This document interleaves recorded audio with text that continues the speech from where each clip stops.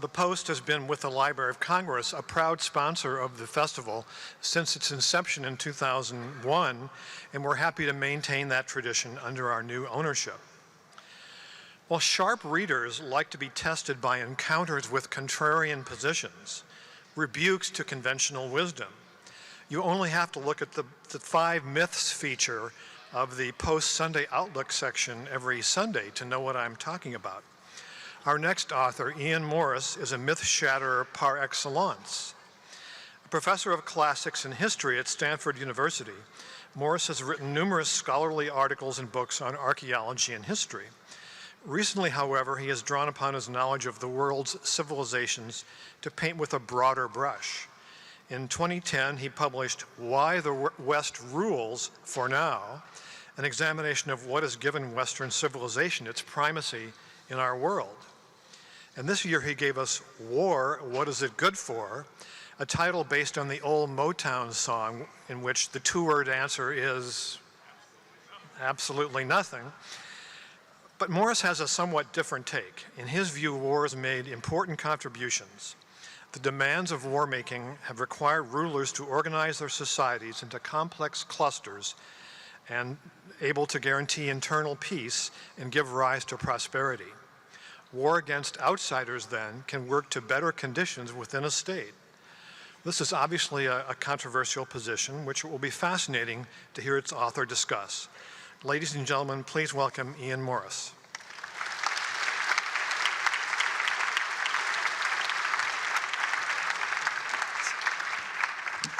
Hi, well, thank you.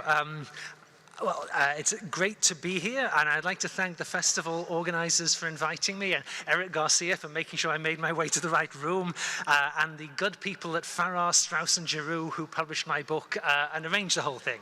And of course, all of you for coming here on a beautiful day on Memorial Day weekend. I was sort of worrying I'm going to show up and there'll be nobody here. Everybody will be at the beach. So it's nice to see so many people. And it's nice to be in Washington again. My wife and I lived in DC for a year 25 years ago. It's kind of scary how time flies. But it's nice to be back, even though this is coming at the end of a summer when I spent a lot of time traveling. And in fact, if the festival had been just 2 weeks ago, I wouldn't have been able to be here at all. A couple of weeks ago, I was in Israel.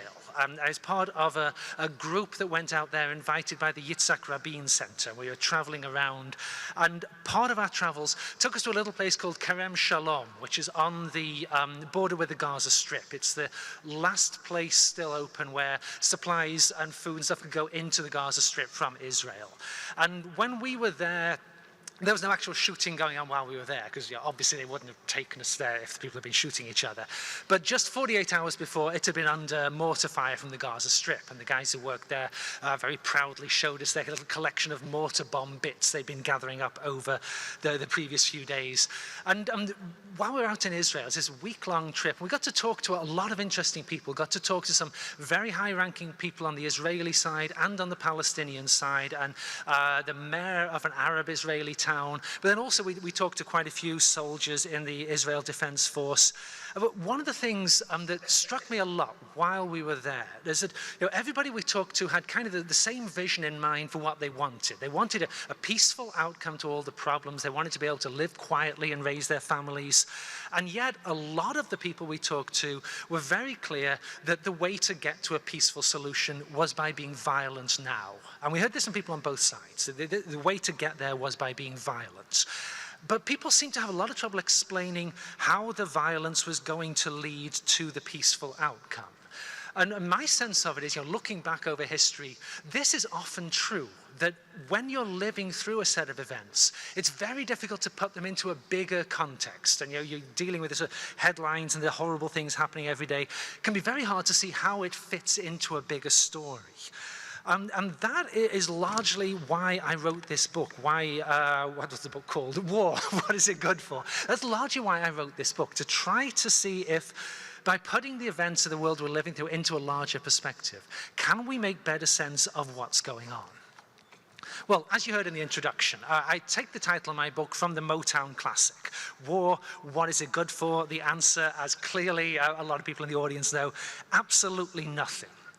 Now, I'm not going to start singing at you, you're safe from that. I did have an earlier career in which I did sing, but I decided I wasn't very good at that, so we stopped doing that. What I did in this book, rather than singing at anybody, was to draw on a method that I'd used in this earlier book, Why the West Rules for Now, which was to take a problem about the modern world and try to look at it in the context of the last 15, 20,000 years of history. So this is a very different sort of history. I was looking at the schedule for the other talks going on here today. Very different sort of history from most of the talks you've been hearing in this room today, if you've been here for the earlier talks. And what I try to do is put together the evidence of archaeology and history and anthropology and evolution and various other fields and see if you put all of these things together, looking at the whole world on a big enough time scale, can you see big patterns emerging? And I think very often you can. And when you see these big patterns, very often they are really surprising, tell you not at all what you expected to find. And I think this sort of long-term history, when you're looking at the problem of war, it leads you to some particularly surprising and slightly uncomfortable conclusions.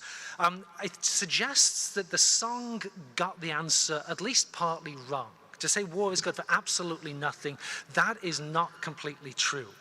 I think it also suggests, going beyond the song, it suggests that a lot of the people who are interested in ending war in the world and working toward that, a lot of the people are going about it in the wrong way. So I think it is an important question.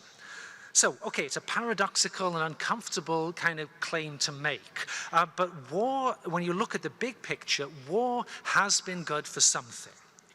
And basically, it seems like across the last 15,000 years, war has been one of the major forces in making the world a safer place, which sounds very bizarre, very unlikely, but this, I think, is what the evidence points us toward. Okay, now, I'm not the first person who's ever seen this pattern in history before. And back in 1932, the League of Nations came up with this great idea. They said, let's write a letter to Albert Einstein.